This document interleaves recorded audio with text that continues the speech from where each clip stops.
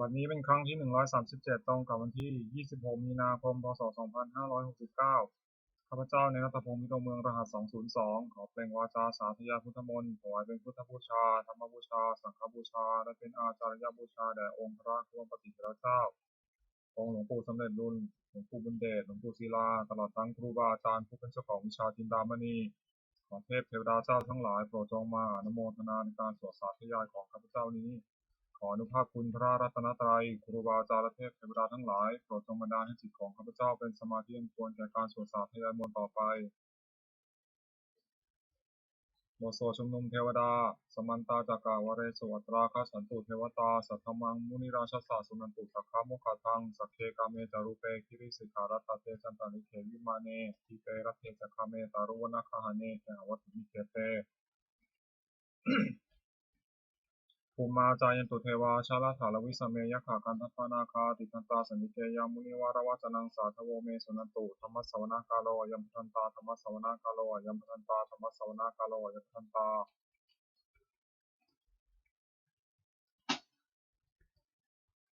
บทสวดนามการสิทธิคาถา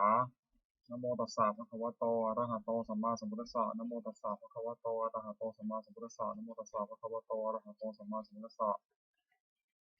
บทสวดสัจจกิริยาคาถานาทิเมสารนังอัญญังพุทโธเมสารนังวรังเอเตนะสัจจวชเชนะโสทิเมหตุสัพพทานาทิเมสารนังอัญญังธัมโมเมสารนังวรังเอเตนะสัจจวชเชนะโสทิเมหตุสัพพทานาทิเมสารนังอัญญังสังโฆเมสารนังวรังเอเตนะสัจจวชเชนะโสทิเมหตุสัพพทาบทสวดมหาการุณิโกนาโถติอาทิตาคาถามหาการุณิโกนาโถอัฏฐายะสัพพะปานินางปุเรตวาปารมิสัพพะปะโตสัมโมทิมุตตมังเอเตนะสัจจวชเชนะมาหัวตุสัพพุปะทวามหาการุณิโกนาโถหิตายะสัพพะปานินางปุเรตวาปารมิสัพพะปะโตสัมโมทิมุตตมังเอเตนะสัจจวชเชนะมาหัวตุสัพพุปะทวามหาการุณิโกนาโถสุขายะสัพพะปานินางปุเรตวาปารมิสัพพะปะโตสัมโมทิมุตตมังเอเตนะสัจจวชเชนะมาหัวตุสัพพุปะทวาบทสวดมหาสมัยสูตรเอวเมสุตังเอกังสมัยยังภควาสัพเพสุวินทรติกปิโลตุสิมหาวณีมหาตาภิกขุสังเชนะสัพพิมจัมมะเตหิภิกขุสัตเตหิสัพเพเหวะอรหันเตหิทัสสะหิจาโลกาทัตุหิเทวตาเยตุเยนะสัมเมติตาโหติภควตาทัสสัญญาภิกขุสังฆะนาตโขจตุนังสุทาวาสกายิกานังเทวานังอิตาทโหสียังโกภควาสัพเพสุวินทรติกปิโลตุสิมหาวณีมหาตาภิกขุสังเชนะสัพพิมจัมมะเตหิภิกขุสัตเตหิสัพเพเหวะอรหันเตหิทัสสะหิจาโลกาทัตุหิเทวตาเยตุเยนะสัมเมติตาโหติภควตาทัสสัญญาภิกขุสังฆะยานุนามายปิเยนะภะคะวาเตนุปัสสังกามายามะปัสสังกามิตวาภะคะวะโตสัมพุทเทปัจเจกคาถาภาษายมาติอันตโคตาเทวตาสายถาปินามะพะละวาปุริโสสัมมันทิตังวาพหังวสารยะภาษาตังวาพหังสมิชยะเอวเมวะสุทธาวาเสสุเทเวสุอันตรหิตาภะคะวะโตปุระโตปะตุระหังสุอันตโคตาเทวตาภะคะวันตังอภิวาทิตวายกัมมันตังอันตังสุริกัมมันตังพิตาโขเอกาเทวตาภะคะวะโตสันเจมังคังภาษีมหาสมโยปวารสมิงเทวกายาสมันทตาคัตมะอิมังธรรมะสมยังทิเตเยวะปราชิตาสันติอัตโขวปราเทวตาภะคะวะโตสันติเกอิมังคังอัปสิตัตตะพิทโวสมาหังสุติตังอัตโนสุกามะกังสุสารถีวะเนตานิฆาเหตวาอินทิยานิรักขันติปันทิตาติอัตโขวปราเทวตาภะคะวะโตสันติเกอิมังคังอัปสิเชตวะกีรังเชตวะปุริกังอิทังกีรังโอหัสมะเมชาเตจรันติสุทาวิมลาตตุมตาสุขันตาสุสุนัคติอัตโขวปราเทวตาภะคะวะโตสันติเกอิมังคังอัปสิเยเกจิพุทธังสารนังคัตตาเสนะเตคมิสันติอปายภูมิปหายะมนุสังเนหังเทวกายังบริปุเรสันติติอัตถโขภควาภิกขุมันเตสีเยพุเยนะภคเวทัสสะโสโลกัสสะตุสุเทวตาสันนิปริตาโหติตถาคตังทัสสะนยาภิกขุสังฆะเยปิเตภิกขเวสุมตินัมมัทนังอรหันโตสัมมาสัมพุทธาเตสัมปิภคววันตานังเอตปะระมาเยวะเทวตาสันนิปริตาหิสงสัยทัพพิมหังเอตาระหิเยปิเตภิกขเวผู้สันติอนาคตัมมัทนังอรหันโตสัมมาสัมพุทธา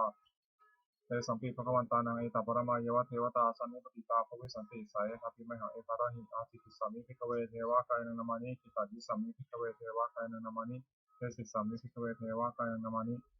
ตังสุนัตถาสตุกังมนัสสิกโรธาทัสสิสามิติเอวัมเตติโกเตติภูภควโตปัตตะสงภควาเอตัทโวตะสิโลกัมมนุกัสสามิยถาภูมาตัทสิตาเยสิตาคิริคัตถลังปหิตตาสมาหิตาปุถุสิหาวสันนินาโลมหังสาภิสัมพุทโธทัตตมัสสาสุทาวิปัสสนามนาวิลาติโยมัจจเตยะตวาวเนกปิตวะทเวตตวามฤสัทธาสาวเกสัสเนรเต เทวกายาภิกันตาเตวิชานาถาภิกขโวเตจาอัตตปะมะกะโรสุตวาพุทธศาสสนังเตสัมปะตุระหุยนาอมนุสสานทัสนังอเปเกสตามัทถุสหัสสังอัตถสตริงสตังเอเกสหัสสานาอมนุสสานมัทสุงอเปเกนันตามัทถุทิสาสัพพะพุตตาอหงตันตสัพพังวิญญาวะวะกิตวานะจักขุมาตโตอัมพิสตาสาวเกสัสเนระเตเทวกายาภิกันตาเตวิชานาถาภิกขโวโยวหังคิตาวิสามิติระหิอนุปุพพโสสัตตสหัสสาวิยขาภูมากบิลวัฏวายติมโตชุติมโตวนาวันโตยสัสสินมัทธวนาตมบุกุณังสมิโกนังชาสหัสสาหิมาวตายขานันตวนิโนติมโตชุติมโตวนาวันโตยสัสสินมัทธวนาตมบุกุณังสมิโกนังสัตตาคิราติสหัสสายขานันตวนิโนติมโตชุติมโตวนาวันโตยสัสสินมัทธวนาตมบุกุณังสมิโกนังอิเจเตโสลาสัสหัสสายขานันตวนิโนติมโตชุติมโตวนาวันโตยสัสสินมัทธวนาตมบุกุณังสมิโกนังเวสามิตาปัญจสัตตายขานันตวนิโนติมโตชุติมโตวนาวันโตยสัสสินมัทธวนาตมบุกุณังสมิโกนังภูมิพิโรราชาคหิโกเวปุรสานิเวสนังพิโยนังสตาสหัสสังยะขานังปิโรปัสสติภูมิพิโรราชาคหิโกโสภคาสมิติโกนัง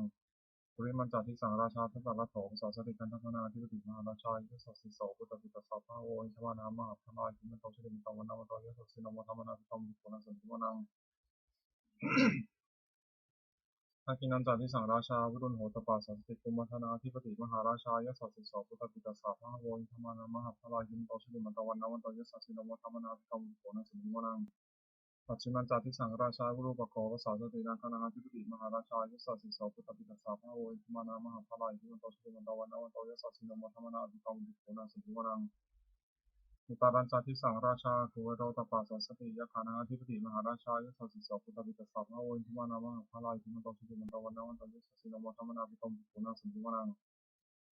ปุริมาทิสังสตารัตโถทักขิเนนาวุรุหะโกปัจฉิเนนาวุรุปโกคุเวโรตัมทิสังสตาโลเตมหาราชาสัมปันตาจตุโรทิสาทัพพะมนาอภิสุวเนกัปปิตวัตเวเตสังมายาวิโนทัสสะโกจติกาสัทธามายาสุเรนทุเวเตทุหิตาภิกขุโตสหจันทโนกามาเสโตจักขิเนคันตุนิคันตุจักปนาโทปะมัญโจจักเทวสุโตจะมาปณิติปัสสโนจะกันตะโกนโรราชาชโนสโกอาภูปัญจสิโกเจวตินทโรสุริยวัชสาเอเตจันเยตราชโนคันตภาษาราชุติโมธรรมนาภิกรมบุคคลสมิโกนังนะครับคุณภาษานาคาวิสาราสหัตชกากัมพาลสตราภูปยาคาสายาริยามุนาสารถาจาคุณคายสสิโนยราวันโนมหานาโคสัพพะสมิวนังเยนาคาราเชสหัสหรติทิพาทิชาปคีวิสุทธักโขวิหายสาเทวนามาชาปตาติตาสุปนาอิติปิสานามังยะยันตานาคาราชานามาสิสุปนาโตเขวามกาสิปุตโตสนาหิวตหิปวังยันตังนาสุปนาสารนามกังสุตังจิตาวชิระหัตเถนะสมุทังอสุรติสิตาปาตารวสาวเสเตอิมโดยสัสสิโนกาลคันธามหาพิสมาสุราตนาวิทัสสาวิบัติติสุจิติจาวหารโตนมุติสาสนตัพพุทธานังสัพเพโรจนามกาสนัยตวะคลิสนังราหุปะมุปักมุงโสยตานิพระเตวิปุณสมิวนังนาโปจเทวาปฐวิจาเตโชโยตถาคโมรุณาวรุณาเทวาโสโมจานิสัสสะหเมตตากรุณากายิกาทุเทวายสัสสิโนทัสเสเตทัสสะทากายสัพเพนันตวานิโนอิติมันโตชิติมันตวันนวันโตยสัสสิโนมธรรมนาภิกขมบุคคลสมิวนังเยชูจะเทวาสังหิจาสมาจะเวยมาตัสโสปริสัทเทวาจันทมคุบุรหิตาสุริยสิปริสัทเทวาสุริยมคุบุรหิตานักขัตานิพุระคิตวาคุมุทวะละหกาวสุนาวาสาวเสโตสังโฆปะคาปุรินทโตทัสเสเตทัสสะทากายสัพเพนันตวานิโนอิติมันโตชิติมันตวันนวันโตยสัสสิโนมธรรมนาภิกขมบุคคลสมิวนังทาภูสาบุเทวาชาลามคิสิกาลิวาเรตกาจโรชาตาอุมาปุพานิพาสิโนวรุณาสหัธรรมดาจิตาจเดชตาสุรยาวิจาอังคุวะคุวสาวนิสิโนทัสสิเตทัสสะทากายสัพเพนันตวานิโนอิมันโตชิติมันตวันนวันโตยสัสสิโนมธรรมนาภิกขมบุคคลสมิวนังสมานามหาสมานามานุสามานุสันตมาคิตาบุสิกาคุวะคุมโนบุสิกาทาคุหายเทวายเจริญเยจาโลหิตาวาสิโนปาราคามหาปาราคาภูเทวายสัสสิโนทัสเสเตทัสสะทากายสัพเพนันตวานิโนอิมันโตชิติมันตวันนวันโตยสัสสิโนมธรรมนาภิกขมบุคคลสมิวนังสุกาการุมหารุณาอาคุยคณสาสหโอทาตะกัยหาพมุขาคุเทวาวิจคณาสัทธามตาหาราคตามิสกาดายสัสสิโนตนะยังอาคาตุชิโนยริสาธิวสติทัสเสเตทัสสะทากายสัพเพนันตวานิโนอิมันโตชิติมันตวันนวันโตยสัสสิโนมธรรมนาภิกขมบุคคลสมิวนังเทมิยาตุสิตายามากัตถกาตายสัสสิโนสัมภิตาลามัสเสตาจตินามาตาสวานิมานนาลติโนอาคุวะถาคุบาลานิมิตาทัสเสเตทัสสะทากายสัพเพนันตวานิโนอิมันโตชิติมันตวันนวันโตยสัสสิโนมธรรมนาภิกขมบุคคลสมิวนังสัตเทเตเทวานิกายาสัพเพนังตวนิโนนามันวายินังกันติเยสัญเยสันนิสาสหภูชาตติปวุฒะชาติมัคคีลังโอคาดินามนาสวัง ทักขิโมคคัตตรังนาคังจันทวะสิตาติตังสุขามาปรมัตโตจักปุตตายิมโตสาสนังกิมโรติโสจัสโสภะสมินิโมนังสัสสะพระมาโรกานังมาพระมาพิติปติปัปปโนสุติมันโตภสมากายโยยะสัสสิโสทัสเสตอิสราภูปเจกาวะสวัตติโนเรสัญจามัชโดอังคาหิโตปริวาริโตเยจะสัพเพวิกันเตสินเทเวสัพพมะเกมาลาเจนะกัมมิปัสสะกานะสัมมติยังเอถาภนะถาภนะตาลักขินะมัทธะมุตโตสมันตาปริวาริตามาโวมิตาโพจินังอิติตถามหาเสโนกันหาเสนาเรสิวิปานินาตระมหะจัสสรังกัตวานันทิระวังยะถาโตอุปโกเมโกธนยันโตสัมชิโตตถาโสปฏิภาวติสังคุโตเสยงวเสตันจัสสัพพังอภิญญาวะวะคิตวานะสุขุมาตตวามนิสัทธาสาวเกศาสเนระเตมานะเสนาภิกันตาเตวิชานะปฏิโตเตจาตปะมะกรุงสุตวาพุทธศาสสนังวิตาราทิหิปกรรมมิสังนวปิชยินสัพเพวิชิตาสังฆามาพิยติกายะหัสสิโนมนติสังเตมิสาวกาเตชะเนสุตติมุโสจุลชยปกรณ์นะโมเมพุทธาเตชะสารัตันตายะธรรมิกาเตชะประสิทธิประสิทธิเทวานารายะปราเมสุราสิทธิปรมาเสนิทาสัพพะตุโลกาคัมภีราคกาสมุทาภูตุงคังคากัสสะสัมมาชยประสิทธิวันตุเตชยชยธรณีธรณีอุทธิอุทธินาทีนาทีชยชยคัพพลละตละนิสัยมินายเสเสนะเมรุราชพลนราชีชยชยคัมภีราสกีนาเทธนาคีปิศาจปุตตกาลีชยชยทุนิตาโรคิชยชยสิงคีสุตธานมุขชาชยชยอุรุณมุขสาตราชยชยตปัฏนาคาสุรทันตกชยชยคัสพลนตุตงสุการะผู้ทรงสิงหาภิยคติตาชยชยอุรุณมุขายาตาชิตาชิตาเสนาลิปุณสุขินรดิชยชยสุขภาชีชยชยธรณิตะเลสภาสุชยชยชยธรณิสัพพิสภาชยชยมกรรัญญาโภเคชยชยอุรุณยเถชยชยรักเสสุราภุชเตชาชยชยพระเมรุคณาชยชยราชาธิราชาชัยชยชยปริมิสัพพังชยชยอรหันตาปฏิกาพุทธสาวังชยชยมหิสุโรหโรหรินเทวาชยชยพระมาสุรโขชยชยนาโควิรุณโควิรูปโขสันติมารวิมินโทจาเวนะตยจักคุเวโรวรุโนปิจักอัคคีวายอัคคีวายโยจักปัตชุนโหกุมารโรทตารัตโกธารสามาธิวาสิตาภาษาทโยอิสิโนสาวกาสัทธาชยรามโมทวันตุเตชยธโมจาสังโฆจาทัสสะปาโรจาชยกังเอเตนะชยเตเชนะชยโสติทวันตุเตเอเตนะพุทธเตเชนะโหติเตชยมังคลังชยโยปิพุทธศาสนิมตวายามนัสสะสัพพะตินะโตปราชโยโคสยามพุทธิมันเทโมทิตาเชยกถามะมะคณามิสิโนชโยปิพุทธศาสนิมตวายามนัสสะสัพพะตินะโตปราชโยโคสยามพุทธิมันเทโมทิตาเชยกถาอินะคณามิสิโนชโยปิพุทธศาสนิมตวายามนัสสะสัพพะตินะโตปราชโยโคสยามพุทธิมันเทโมทิตาเชยกถาอินะคณามิสิโน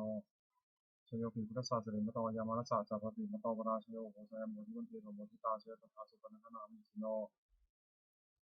ชโยปิพุทธศาสนิมตวยามนัสสะสัพพะติมตวราชโยโหสยามโมทิวันเทโรโมทิตาเชตถานาคคนามิสิโนชโยปิพุทธศาสนิมตวยามนัสสะสัพพะติมตวราชโยโหสยามโมทิวันเทโรโมทิตาเชตถาสัพพมคนามิสิโนเชยนโตพุทธิยามุเลสักกายานังนันทิวัฒโนเอวังตวังวิชโยหิชันจะสุเชมังคะเลอปราชิตาปรังเกสีเสปฏิวิโกคะเรทิเสเกสัพพุทธนาขัปโตวโมทติชินะกตังสมังคลังสุปปะตังสุขิตังสุขโนสมุตโตจาสุวิตังธรรมตาริสุปัทกินังกายกรรมังวาจากรรมังปัทกินังมโนกรรมังปัทติเตปัทกินานิกตวานาลพันเตปัทกิเนเตยถาลธาสุขิตาวุนหาพุทธศาสเนอรธาสุขิตาของทางสหสาธุหิยาติสิมันตุคนเตยเทวาสังฆานีทิฏฐาติกายิปัสสตังโตสุขิตาโตสัพพทารักขันตุสัมภาสัตานังรักขันตุชินาศาสนังยาคัจจิปัฏนาเตสังสเปปุเรนตุมโนราถายิตากาเลโลวสันตุวสังวสาวรหกาโลคาสุวัตวะเตสังนิวาเรนตุจัสสัพพทากายสุขังจิตสุขังอนันตุยถาระหังโอสถธรรมานิยามสุตังเอวัมเมสุตังเอกังสมัยยังภควาสาวัติยังวิหารติเชตาวเนอนาคมิทิทัสสะอารามิตโตภควาภิกขุมันเตสิทิทาวติพันเตวิเตภิกขุภวโตปัสสะสงภวาเอกทวตะอุปาทวาภิกขุเอตถาคตานังอนุปาทวาตถาคตานังตาวสาสติธรรมจิตตาธรรมนิมตาสัพเพสังขาราอนิจจติตังตถาคตวะอภิสัมพุทธิอภิสัมเมติอภิสัมพุชิตวะอภิสัมเมตวะติปิติปิปัญญาติตถาคติวาระติทัสสิติตานิคารติสัพเพสังขาราอนิจจติอุปาทวาภิกขุเอตถาคตานังอนุปาทวาตถาคตานังตาวสาสติธรรมจิตตาธรรมนิมตาสัพเพสังขาราสติตังตถาคตวะอภิสัมพุชติอภิสัมเมติอภิสัมพุชิตวะอภิสัมเมตวะอภิสัมพุติปัญญาติตถาคติวาระติทัสสิติตานิคารติสัพเพสังขารานิจจติ ปาทาวาทิเวตถาคตานังอนุปาทาวาตถาคตานังทิตาวสาสตุธรรมทิตตาธรรมนิยมตาสัพพิธรรมานาตติตังตถาคโตอภิสัมพุทติอภิสัมเมติอภิสัมพุชิตาวาอภิสัมเมตวาติเตเสติปัญญาเปติปัสสะเปติวิวารติวิปัสสติอุรานิกโรติสัพพิธรรมานาตติ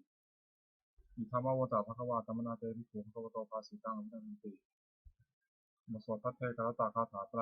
ติตังนันวะขามายานะปฏิตังเขนะตังบุคคลไม่ควรตามคิดถึงสิ่งที่ล่วงเวลาด้วยอะไรและไม่พึงพะวงถึงสิ่งที่ไม่มาถึงยะคติตัมปะหินาตังอปัจจันจานะกตังสิ่งอดีตก็ละไปแล้วสิ่งในอนาคตที่ยังไม่มาปัจจุบันนันโยธรรมังตัสสะตัสสะวิปัสสติสังขิตังสังขิปังตังธรรมนุภโรหะเยผู้ใดเห็นธรรมมันเกิดขึ้นเฉพาะหน้าในที่นั้นนั้นแต่ใจไม่ยังไม่คอนกันควรพ่อคุณในการเช่นนั้นไว้ใช้ว่ากิจกรรมมาตับบางตัวชัญญามรณังสุเรความพิมพ์ต้องทำวันนี้ไปถึงความชาในพรุ่งนี้นาหิโนสังขารใจน้ำมหาเสนน้ำมัจจุนาประกรรมกิจมัจจุราซึ่งมีสารมาย่อมมีสำหรับเราเอวังมิหาริมาตาปิยโหรตามมาตังที่ตังตังเวรเทกระโตติสัตโตสเตมุนีมุนีผู้สงบย่อมกล่าวด้วยผู้มีความเพียรเช่นนั้นไม่ถึงครั้งทั้งวันกลางคืนว่าที่เป็นอยู่ในเพียงราตรีเดียวก็น่าชมบทสวดธรรมะสังเวชปัจเจเวขณะแปลสัพเพสังขารานิจจาสังขารคือร่างกายจิตใจและรูปธรรมนามธรรมมีสิ้นมันไม่เที่ยงเกิดขึ้นและดับไปมีแล้วหายไปสัพเพสังขาราทุกขาสังขารคือร่างกายจิตใจและรูปธรรมนามธรรมมีสิ้นมันเป็นทุกข์ทนยากปรากฏขึ้นและแก่เจ็บตายไป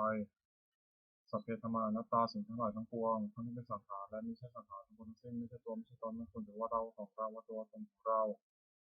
ทุกวังชีวิตตังชีวิตเป็นของไม่ยั่งยืนทุกวังมรณะความตายเป็นของยั่งยืนอวสังวิญญาณไม่ได้ตับพังเราจะพึงตายเป็นแท้มรณะปริโยชน์นั้นมีชีวิตตังชีวิตของเรามีความตายเป็นสุดรอบชีวิตตังเมอันนี้ตังชีวิตของเราเป็นของไม่เที่ยงมรณะเมอันนี้ตังความตายของเราเป็นของเที่ยงวัฏฏะคุณนิสสังเวชอัยังกายโยทีรังและการนี้ไม่จะต้องอยู่นานอเปตาวิญญาโนพันต่อสตาวิญญาสุดโทอันเป็นเสียแล้วที่เสร็จสติจากนั้นทัพปัตตวินซึ่งดินกระลิงกำลังว่าบุตรทั้งว่าทำมาและท่านตัวเนื้อต่างหาประโยชน์ไม่ได้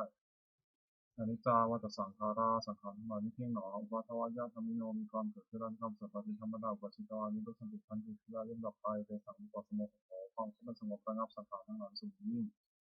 สัพเพสัตตามรณติจาสัพพะทั้งปวงกำลังตายอยู่มริสูจากมริสเรที่ตายแล้วและกำลังจะตายจะเป็นทางมริสานี้เราก็จะตายอย่างนั้นเหมือนกันนั่นที่มีเอกาสังโยความสงสัยในความจำนี้ไม่มีแก่เราเลยบทสวดเมตตายังกินจิกุศลังกรรมังสัพเพหิพุทธหิกตังปุญญโนอนุโมทันตุนะตุโพธิยเทวะเสนานิยติคตาคาริตาสัพพังตุสุขิตังตุสุขาพุทธตุมาตาปิตาสุขิตังตุสุขาพุทธตุสัพเพยติกาสุขิตังตุสุขาพุทธตุสัพเพอญญติกาสุขิตังตุสุขาพุทธตุ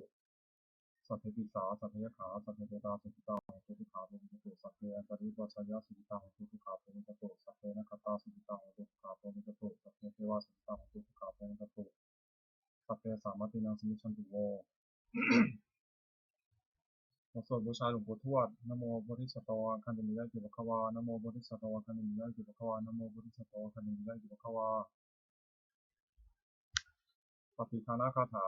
ยาเทวตาสันติวิหาราวาสินีติเตคะเรปฏิคะเรแต่หิแต่หิตาธรรมะทเนนะโหตุปุชิตาโสติงกรณเดชาวิหารมันเทเรเถราจมัชชานวกาจพิโคสารามิกาธานาปฏิวาสกาคามาปฏิสานิธมาจิสาราสปานพุตาสุติตาพุนตุเตสลาผู้ชายเยติจาอันทสัมภวาสังเสตชาตาทวปปาติกานิยนิกังธรรมวรังปฏิจเตสัพพิติทัสสะกรณตุสังยังธาตุจิรังสตังธรรมธรรมทราสบุคลาสังโฆตุสมภวะสายจันติกายตานิระคตุสัพพโมสัพพิธรรมจาริโนวุฒิสัพพะปุเรมาธรรมะยะปะวิทิเตสันนาหตุสัพพิปานิโนวุฒสัสสะเนสัมมาทลังภวชันโตกาลเทวะภวสตุวุฒิภวยัสสัตนังสุนสมิทังนิตุเมธมีมาตาปิตาดัตตาชังนิจังรักขันติสุตตังอิวังธรรมินาราชโนปชังรักขันติสัพพะเทวตาอุโยชนะคาถาทุกขปตาเจนิขามิยปตาเจนิพิยาโสกปตาเจนิโสกาของตุสัพเพติยานิโยเอตาวตาจามหิสัมปตังปิยสัมปตังสัพพิเทวานุโมทตุสัพพะสัมปติสิทธิยาทานังขันตุสัพพะยะสีรังรักขันตุสัพพะภาวนาพิจตังของตุพัสดุเทวตาคตาสุมังคลคาถาโหตุสัพพังสุมังครังรักขันตุสัพพะเทวตาสัพพะพุทธานุภาวนาโสติโหตุนิรันตรังโหตุสัพพังสุมังครังรักขันตุสัพพะเทวตาสัพพะธรรมานุภาวนาโสติโหตุนิรันตรังโหตุสัพพังสุมังครังรักขันตุสัพพะเทวตาสัพพะสังฆานุภาวนาโสติโหตุนิรันตรังสัพเพพุทธาภรปัตตาปัจเจกนันเตยมพลังอนันตานันตาเดชนะรักขมตันมิสัพพโสสัพเพพุทธาภรปัตตาปัจเจกนันเตยมพลังอนันตานันตาเดชนะรักขมตันมิสัพพโสสัพเพพุทธาภรปัตตาปัจเจกนันเตยมพลังอนันตานันตาเดชนะรักขมตันมิสัพพโสสัพเพพุทธาภรปัตตาปัจเจกนันเตยมพลังอนันตานันตาเดชนะรักขมตันมิสัพพโสสัพเพพุทธาภรปัตตาปัจเจกนันเตยมพลังอนันตานันตาเดชนะรักขมตันมิสัพพโสสัพเพพุทธาภรปัตตาปัจเจกนันเตยมพลังอนันตานันตาเดชนะรักขมตันมิสัพพโส สัพเพพุทธาภรปัตตาปัจเจกนันเตพลังอนันตานันตาเตชนะรักขมุตามิสัพพโสสัพเพพุทธาภรปัตตาปัจเจกนันเตพลังอนันตานันตาเตชนะรักขมุตามิสัพพโสสัพเพพุทธาภรปัตตาปัจเจกนันเตพลังอนันตานันตาเตชนะรักขมุตามิสัพพโสโดยอำนาจแห่งบุญกุศลข้าพเจ้าได้สวดสาธยายพระพุทธมนต์นี้ข้าพเจ้าขอน้อมเกล้าที่ถวายเป็นพระราชกุศลแด่สมเด็จพระนางเจ้าสิริกิติ์พระบรมราชินีนาถพระบรมราชชนนีพันปีหลวงผู้เสด็จสู่สวรรคาลัยขอในสงฆ์แห่งบุญกุศลนี้จงเป็นสัพพะสิริมงคลแก่ข้าพเจ้าและข้าปลอดภัยจากทุกโศกโรคภัยอันตรายทั้งปวงให้ได้อย่างไรได้สุจริตมั่นคงเป็นสัมมาอาชีพอันชอบธรรมคำว่าไม่มีอดอยากยากจนขออย่าได้มีแก่ข้าพเจ้าขอข้าพเจ้ามีสมาธิฏฐิทำมั่นในพระธรรมคำสอนขององค์สมเด็จพระสัมมาสัมพุทธเจ้าดำรงอยู่ในความดีงามตลอดกาลนานมีทั้งขอเทพเทวดาทั้งหลายที่ได้อนุโมทนาสาธุการในบุญกุศลนี้ขอประสิทธิ์ประสาทพรน้อมส่งอนุภาพแห่งมงคลสู่วัตถุมงคลพระพิตาเดียวเสด็จในฝ่ายไทยและฝ่ายลาวรวมถึงวัตถุมงคลทั้งปวงที่สามสิ่งอำนวยจะจัดสร้างขึ้นให้เปลี่ยนด้วยพุทธานุภาพเทวานุภาพและฤทธานุภาพศักดิ์สิทธิ์อันมงคลให้สิริมงคลแก่ผู้ครอบครองและบูชาทุกประการเทอญ